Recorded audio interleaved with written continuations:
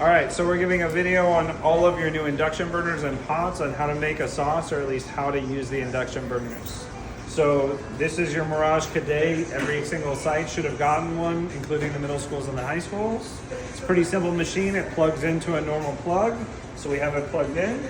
On the left-hand side, you have a control panel of the button in the front, but on the left-hand side, you have the on-off switch. So I'll press the on-off switch. Right now, it's flashing because there's nothing on it. So flashing means it won't heat up until it has something to put on it. And that's why we gave you guys a pot to put on it. And so I'll show that in just a second. But just to explain, you have 3 different power or control temperatures with this button. So right now we're on power mode, which there's buttons 0 to 20. So I can use these 2 buttons right here to adjust the temperature. If I want to see it instead of temperature in Fahrenheit, I can press this power button and then it'll go down to Fahrenheit mode. But it's not doing that until I have something on the stove. So I will take this pot right here and I'll place it on. The flashing light will now turn solid, which means that the cooking cycle is on. So right now it's at level 8, but I can toggle it all the way to level 20, which is the high heat, or I can toggle it all the way down to level 1, which is the lowest heat that it could possibly be. The power button, I can turn it into Fahrenheit, so I can boil things at 210 degrees, or I can turn it even higher if I'd like to, or I could turn it lower if I'd like to.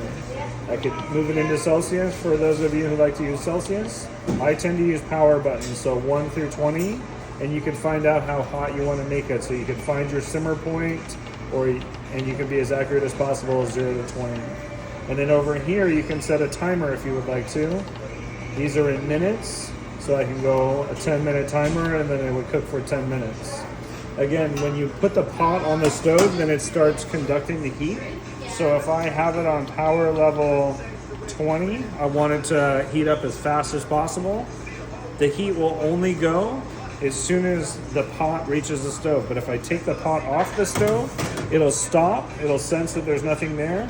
And this surface might get a little bit hot, but I can rub my hand over the surface and it won't get hot.